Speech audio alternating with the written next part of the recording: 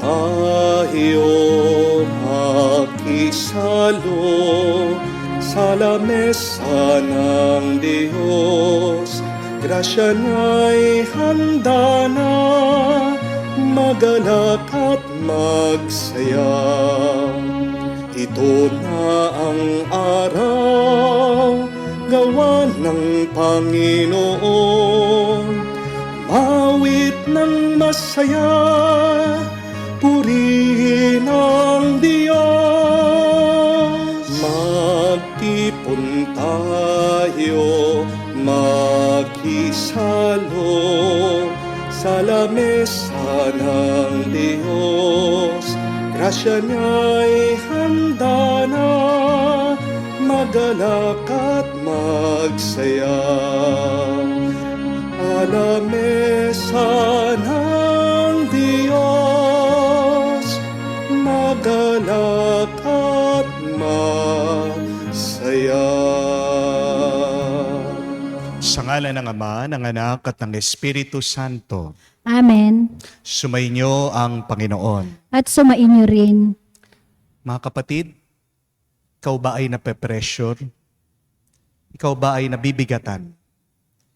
Ikaw ba ay nag-aalala o natatakot ngayon sa iyong buhay? Baka naman kasi inaako mo ang lahat. Baka naman kasi nagsasarili ka lang.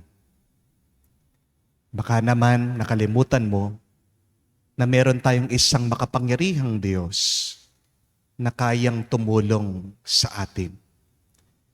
Sa mga pagkakataon na kung saan masyado natin binigyan ng pansin ang ating mga problema at nakalimutan natin ang pagpapala, bendisyon, ang gabay ng Diyos sa atin. Hilingin natin muli ang kanyang awa, magpatulong tayo para tayo makita muling karapat-dapat makatanggap sa mga banal na misteryo na muling magpapalakas at magpapasigla sa atin. Inaamin ko Sa makapangyarihang Diyos at sa inyo mga kapatid, na lubha akong nagkasala sa isip, sa salita, sa gawa, at sa aking pagkukulang. Kaya isinasamo ko sa mahal na Birheng Maria, sa lahat ng mga anghel at mga banal, at sa inyo mga kapatid, na ako'y ipanalangin sa Panginoon ating Diyos. kaawaan tayo na makapangyarihang Diyos. Patawarin tayo sa ating mga kasalanan. Patnubayan tayo sa buhay na walang hanggan. Amen. Panginoon, kaawaan mo kami. Panginoon, kaawaan mo kami. Kristo, kaawaan mo kami. Kristo, kaawaan mo kami. Panginoon, kaawaan mo kami. Panginoon, kaawaan mo kami. Manalangin tayo. Ama naming makapangyarihan, ipagkaloob mong lagi naming ikaligayang ikaw ang paglingkuran. Sapagkat walang maliw at walang kahulilip ang kasiyahan. Kapag sumasamba kami sa iyong kapangyarihan, nagpapairal sa tanang sanlibutan. Sa pamagitan ng Jesucristo, kasama ng Espiritu Santo, magpa sa walang hanggan. Amen. Pagbasa mula sa aklat ng pahayag. Akong si Juan ay nakakita ng isang bukas na pinto sa langit at muli kong narinig ang tinig na gaya ng isang trumpeta na ang sabi, "Umakyat ka rito at ipapakita ko sa iyo ang darating na mga pangyayari." Walang ano-ano ay kinasiyahan ako ng Espiritu at nakita ko ang langit, ang isang trono at ang nakaluklok doon.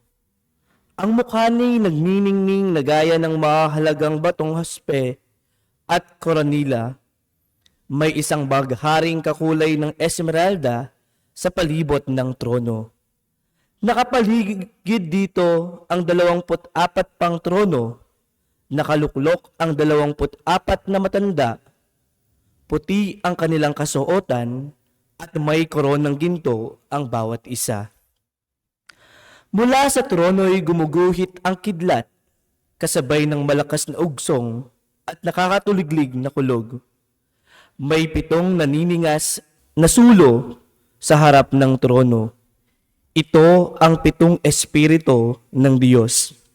Sa harap ng trono, may tila dagat na salaming sinlinaw ng kristal.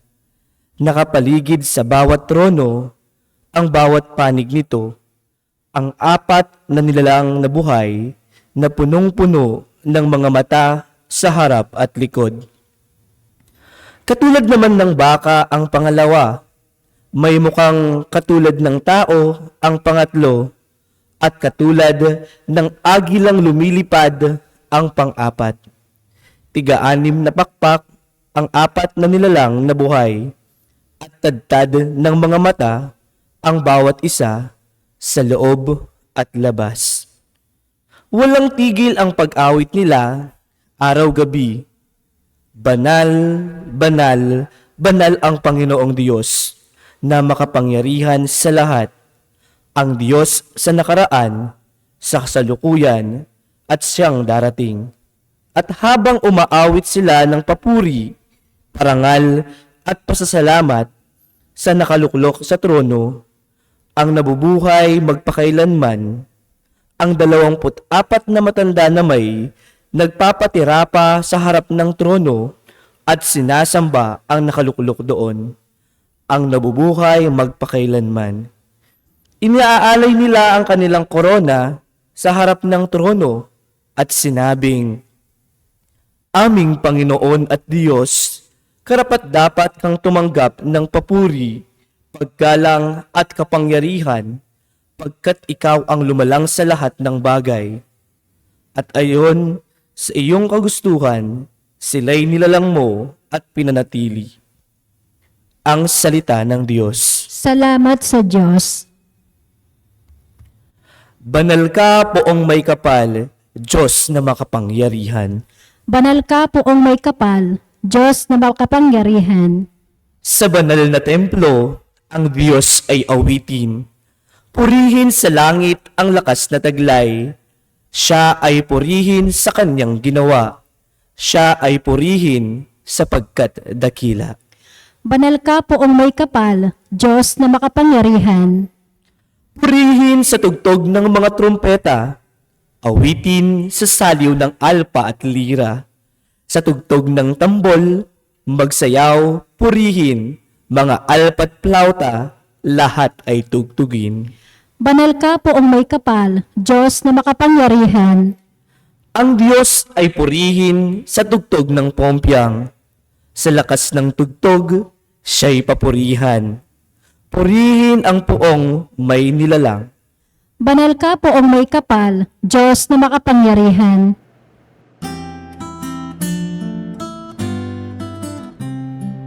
Alleluia, alleluia, alleluia, alleluia,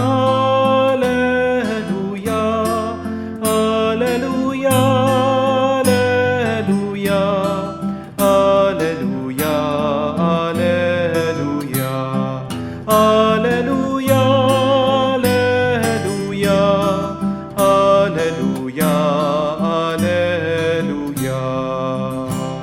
Hinirang tayo ni Kristo upang mamuhang totoo bilang mabubuting tao. Alleluia, alleluia. Sumainyo ang Panginoon. At sumainyo rin. Ang mabuting balita ng Panginoon ayon kay San Lucas. Papuri sa iyo, Panginoon. Nung panong yun, isinaysay ni Jesus ang isang talimhaga sa mga nakarinig ng una niyang pangungusap. Ginawa niya ito sapagkat malapit na siya sa Jerusalem.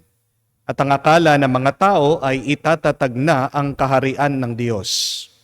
Sabi niya, may isang mahal na taong nagtungo sa malayong lupain upang gawing hari at magbalik pagkatapos niyon.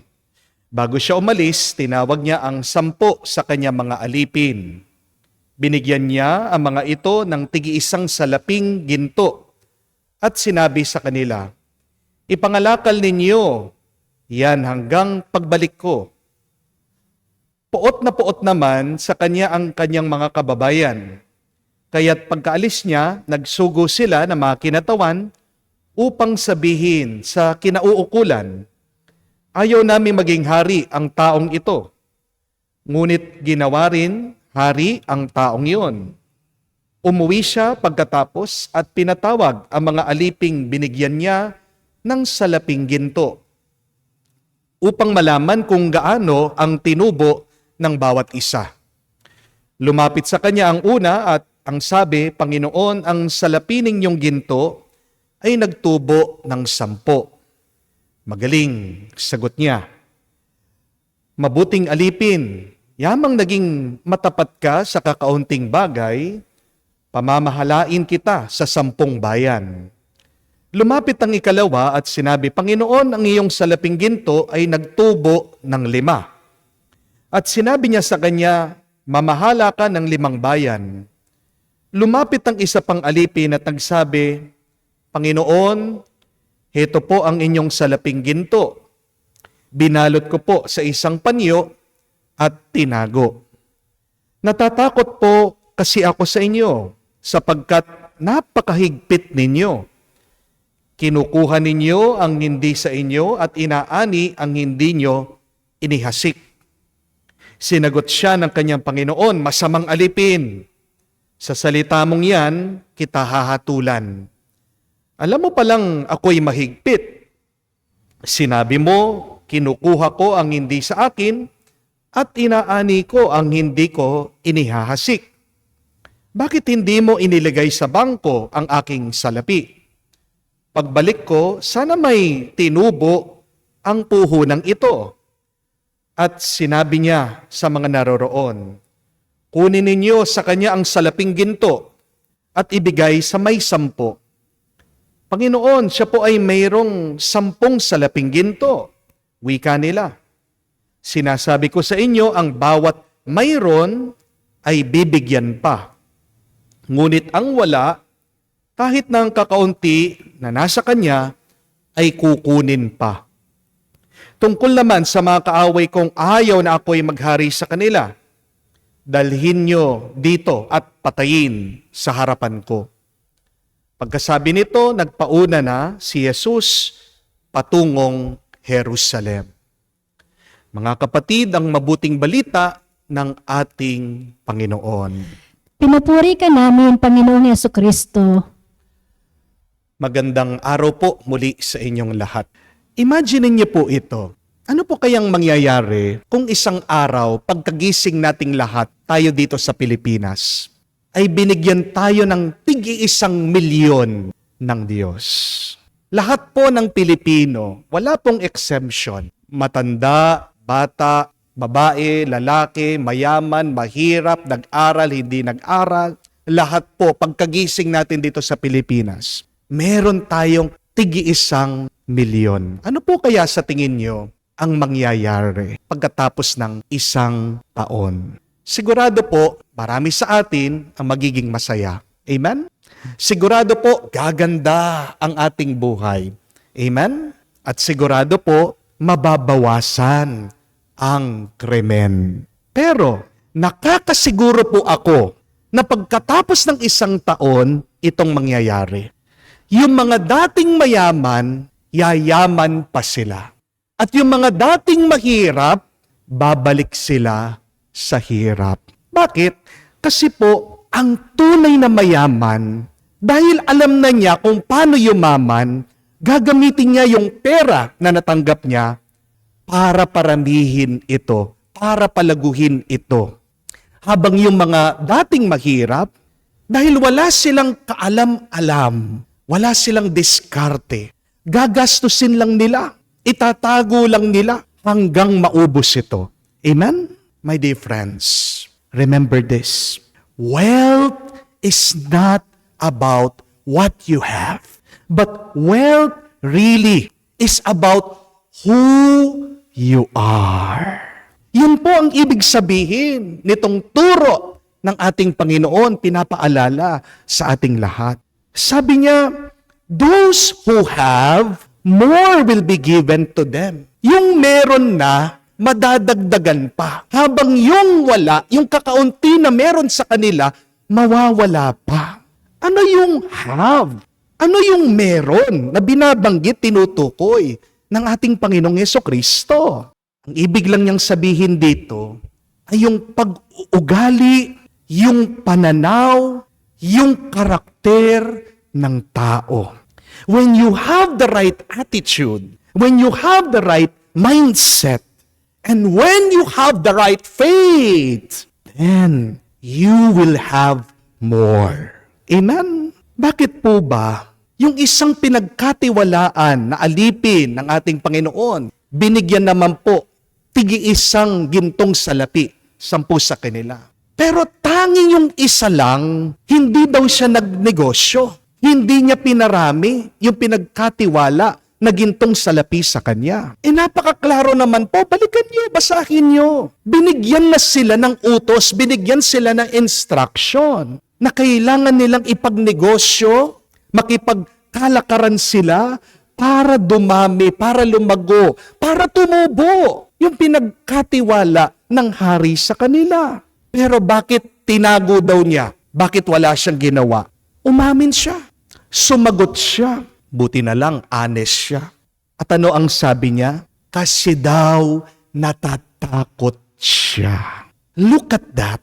What prevented this servant to have more? It is his poor mindset.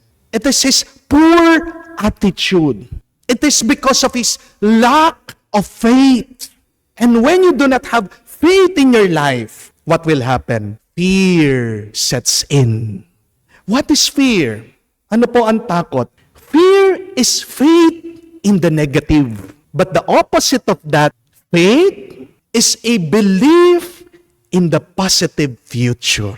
Ano ang meron sa iyo? Takot o pananampalataya? Pag meron kang takot, yan ay maling pananampalataya.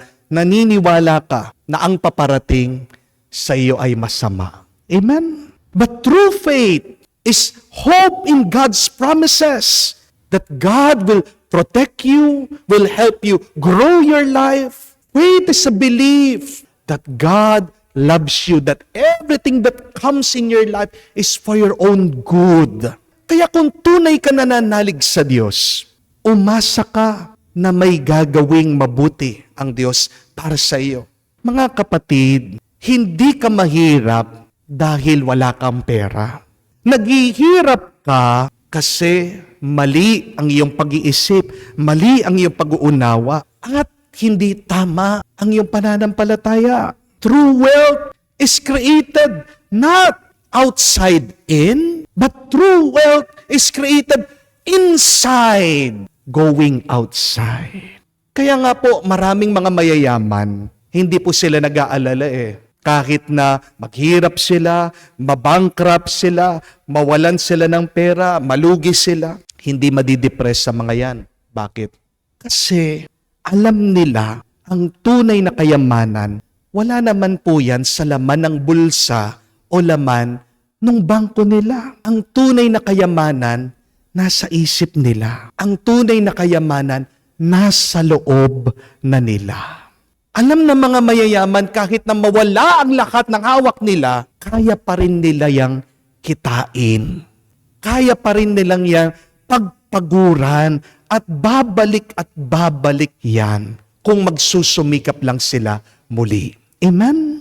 Dahil ang pinakamahalagang bagay sa buhay para sa mga mayayaman, hindi naman po talaga yung kayamanan. Pero kung hindi yung kayamanan ng kanilang kaalaman, ang pinakamahalaga para sa mga mayayaman ay yung kayamanan ng kanilang pagkatao. Amen? At ang pinakamahalaga para sa mga mayayaman ay yung kanilang pananampalataya sa Diyos. A lot of rich and wealthy people recognize that all of their wealth comes from God. Do you recognize that God is your provider?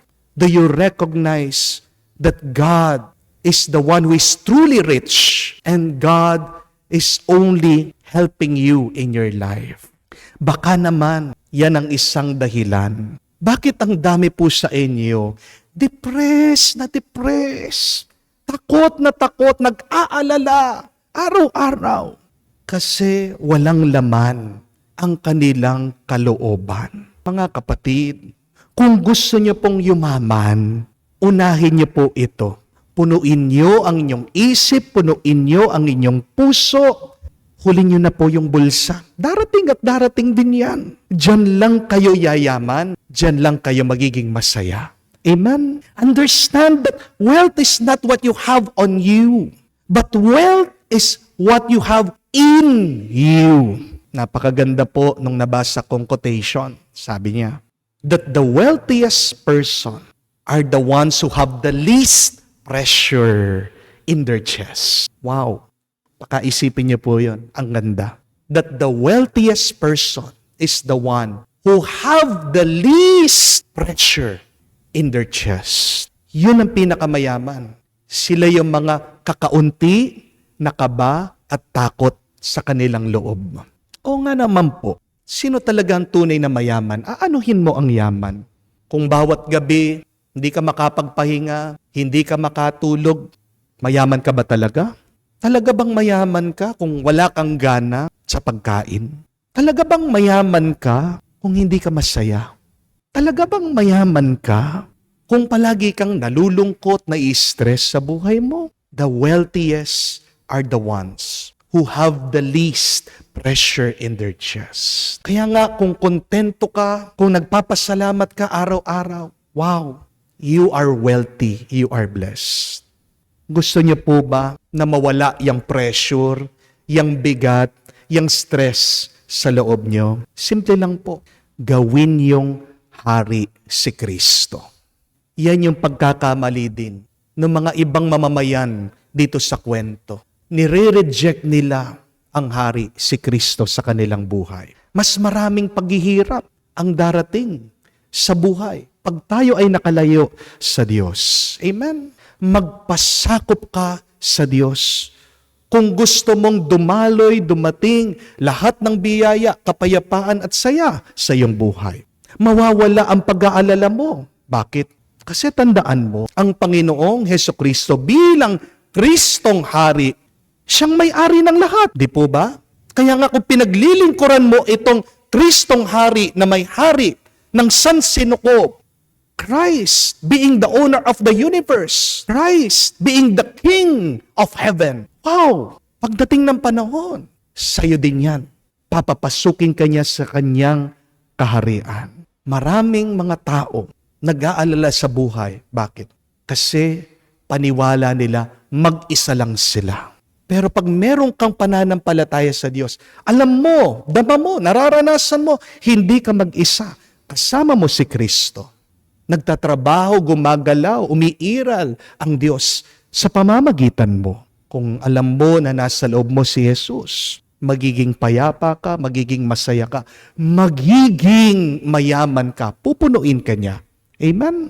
So, the wealthiest person is also the one who have Christ in their mind, who have Christ in their heart. But when you live in sin, just a warning, just a reminder, you are the poorest person in the world. No matter how much possession you have, no matter how much money you have, when you live in sin, you become the poorest in the world. Di ba? Mababankrupt at mababankrupt ka kung nagpapatuloy kang nabubuhay sa kasamaan. Magbisyo ka, sisingilin ka ng sakit, magsusugal-sugal ka, di ka naman mananalo. Mauubos ang pera mo. Magbabae ka, lilimasin ang babae mo, yung wallet mo. Napakamahal kaya. Meron tinatago na babae, na illicit relationship. Hindi po ba? Mahal. Mauubos ang lahat na pinag-ipunan mo. Masisira pa ang iyong pamilya. Amen? Pero tingnan niyo po ang mga matitino sa isip at sa puso. Sila yung mga yumayaman sa buhay. Hindi lang natin napapansin, tahimik lang sila. Kasi simple sila. Yung mga walang bisyo, nakakapag-ipon. Just imagine, just try to compute. Yung tao na naninigarilyo araw-araw, magkano ang isang kahanang sigarilyo? Sabihin mo na mga 100 pesos, kung araw-araw yan for 30 days. Diba? Ipunin mo. Magkano yon? Meron ka ng 3,000 pesos. Yung pinagsusugal mo, magkano sinusugal mo dyan? Araw-araw nakakagastos ka ng 1,000 pesos for 30 days. Ipunin mo, meron kang 30,000 pesos. Kapag naging matulungin ka sa iyong kapwa, ang Diyos, siyang magbabalik sobra-sobra pa ng pinantulong mo. At kapag mapagkumbaba ka, iaangat ka ng Diyos.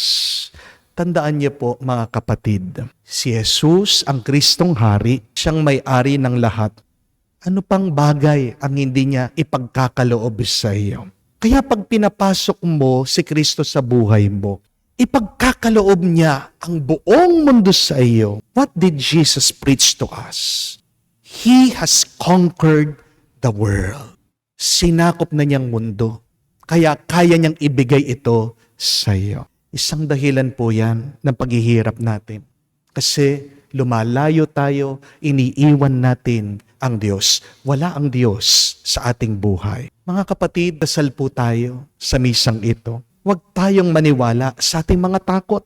Huwag tayong manalig sa pera. Magpasakop ka kay Jesus, ang Kristong Hari. Kapatid, sa tulong ng Diyos, baguhin niya sana ang ating isip at puso para diyan mag-umpisa na dumaloy sa buhay mo ang tunay na kayamanan at kapayapaan. Amen. Nagtitipon bilang mga anak ng Diyos, Ama, na tagapagbigay ng lahat ng kabutihan, may pagpipitaan tayong manalangin sa Kanya. Ating sabihin, Panginoon, dinggin mo kami. Panginoon, dinggin mo kami. Ang simbahan naway hindi matakot sa mga pagsubok, kaugnay ng mga pagbabago, at magamit niya ng matuwid sa pamamaraan ang kanyang biyayang pinagkaloob sa kanya. Manalangin tayo sa Panginoon. Panginoon, dinggin mo kami. Ang lahat ng tao naway makibahagi sa kayamanan ng lupa, ng may katarungan, pagkakaisa, at kapayapaan. Manalangin tayo sa Panginoon. Panginoon, dinggin mo kami. Tayo naway magkaroon ng malalim na pagpapahalaga sa simpleng buhay upang lubos nating madama ang patuloy na pagdaloy ng pag-ibig ng Diyos sa ating mga maliliit na gawaing kabutihan. Manalangin tayo sa Panginoon. Panginoon, dinggin mo kami.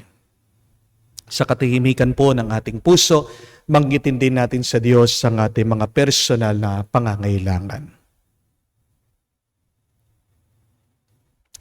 Ama naming nasa langit, tulungan mo kaming manatiling tapat sa mga maliliit na bagay ng buhay upang mapagkatiwalaan mo kami sa mga higit na dakilang bagay kapag pumasok kami sa iyong kaharian. Hinihiling namin ito sa pamamagitan ni Kristo, aming Panginoon. Amen.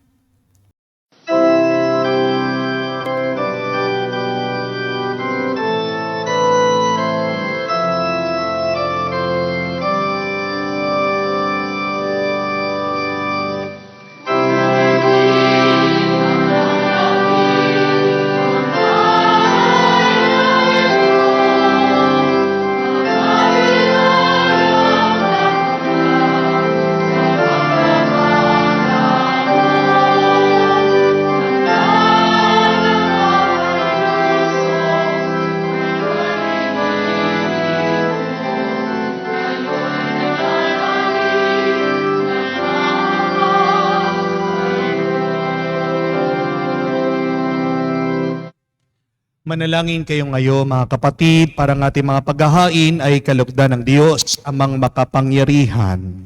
Tanggapin nawa ng Panginoon itong paghahain sa iyong mga kamay sa kapurihan niya at karangalan sa ating kapakinabangan at sa buong sambayanan niyang banal.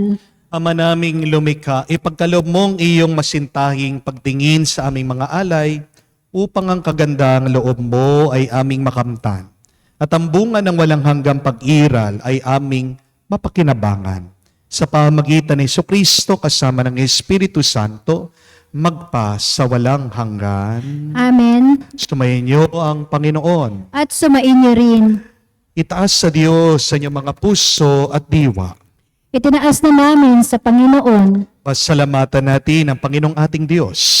Marapat na siya ay pasalamatan. Ama naming makapangyarihan, tunay nga marapat ay ikaw ang aming pasalamatan.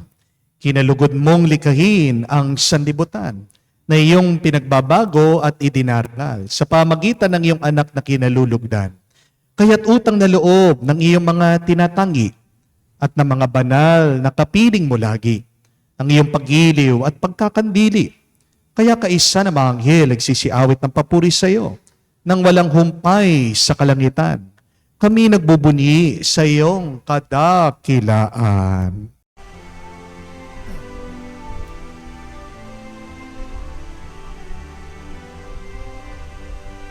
Santo, Santo, Santo, Panginoong Diyos ng mga hukbo, napupuno ang langit at lupa ng kadakilaan mo.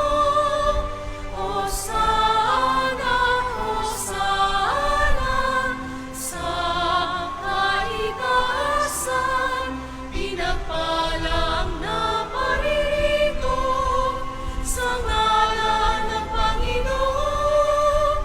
Hosana, Hosana, sa kaitaasan. Hosana, Hosana, sa kaitaasan.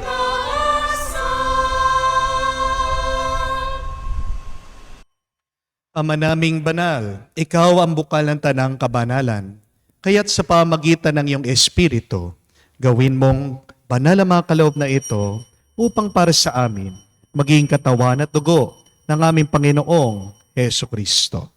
Bago niya pinagtiis ang kusang loob na maging handog, hinawakan niyang tinapay, pinasalamatan kanya, pinaghati-hati niya iyon, inabot sa kanyang mga alagad at sinabi, "Tanggapin ninyong lahat ito at kanin. Ito ang aking katawan na ihahandog para sa inyo."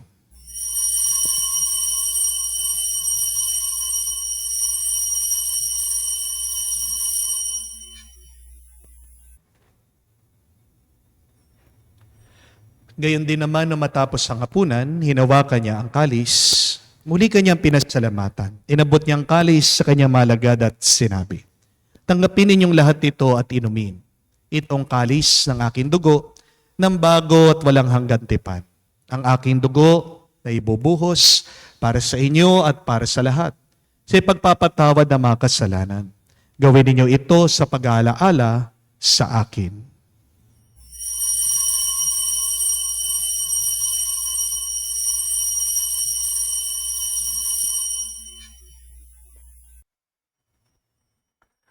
Ang misteryo ng pananampalataya. Aming ipinahayag na namatay ang iyong anak, nabuhay bilang Mesiyas at magbabalik sa wakas para mahayag sa lahat. Ama, ginagawa namin ngayon ang pag-alaala sa pagkamatay muling pagkabuhay ng iyong anak. Kaya tinialay namin sa iyong tinapay nagbibigay buhay at ang kalis kakalob ng kaligtasan. Kami nagpapasalamat dahil kami yung minarapat na tumayo sa harap mo para maglingkod sa iyo. Sinasamo namin kami magsalo-salo sa katawan at dugo ni Kristo ay mabuklod sa pagkakaisa sa pamamagitan ng Espiritu Santo. Ama, lingapin mong iyong simbahan, laganap sa buong daigdig. Puspusin mo kami sa pag-ibig. Kaisa ni Francesco, ang aming Papa, Florentino, aming Arsobispo, at ng Tanang Kaparian. Alalahanin mo rin ang aming mga kapatid na nahimlay, may pag-asang sila'y muling mabubuhay. Gayon din naman lahat ng mga pumanaw, kawan mo't sila't patuloyin sa iyong kaliwanagan. Kawan mo't pagindapatin kaming lahat, makasalo sa iyong buhay na walang wakas.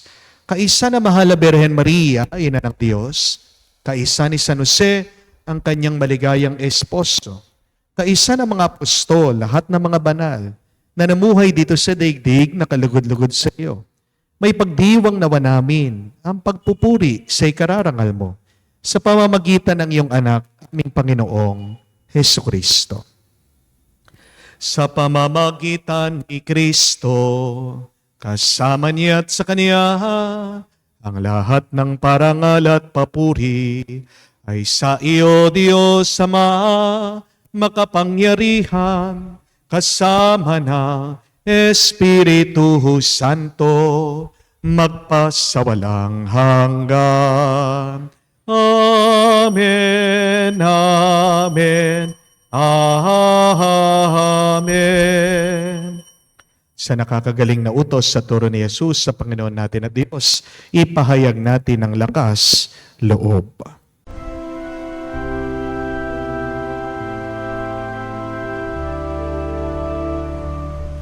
Ama namin, sumasalangit ka, sambahin ang ngalan mo, mapasa amin ang kaharian mo, sundin ang loob mo dito sa lupa para lang sa langit. Bigyan mo kami ngayon ng aming kakanin sa araw-araw, at patawarin mo kami sa aming mga sala para ng pagpapatawad namin sa nagkakasala sa amin. At huwag mo kami ipahintulot sa tukso, at iadya mo kami sa lahat ng masama. Hinihiling namin kami, Adya, sa lahat ng masama, pagkalooban ng kapayapaan araw-araw, iligtas sa kasalanan, at ilayo sa lahat ng kapahamakan. Samantalang aming pinanabikan ang dakilang araw ng pagpapahayag ng tagapagligtas naming si Hesu Kristo. Sapagkat iyo ang kaharian at ang kapangyarihan at ang kapurihan magpakailanman. Amen. Panginoong Hesu Kristo, sinabi mo sa iyong mga apostol, kapayapaan ang iniiwan ko sa inyo, ang aking kapayapaan binibigay ko sa inyo. Tungayan mo ang aming pananampalataya, huwag ang aming pagkakasala. Pagkalooban mo kami ng kapayapaan at pagkakaisa ayon sa iyong kalooban, kasama ng Espiritu Santo magpa sa walang hanggan. Amen. Kapayapaan ng Panginoon ay laging sumainyo. At sumainyo rin. Magbigayan po tayo ng kapayapaan sa bawat isa. Isuit niyo po, kapayapaan po sa inyong lahat.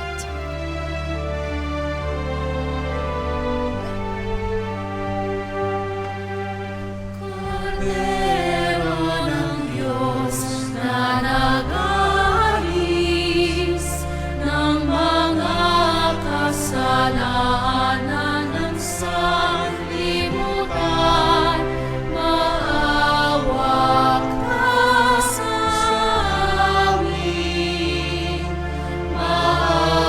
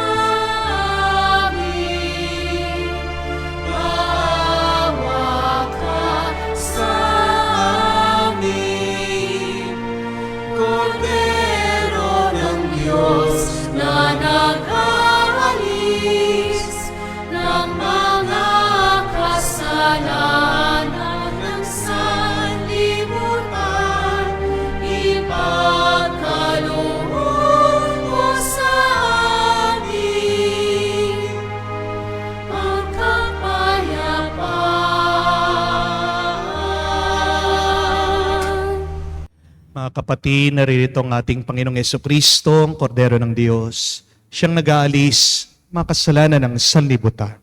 Mapalad tayong lalapit sa piging ng Kordero. Panginoon, hindi ako karapat-dapat na magpatuloy sa iyo, ngunit sa isang salita mo lamang ay gagaling na ako.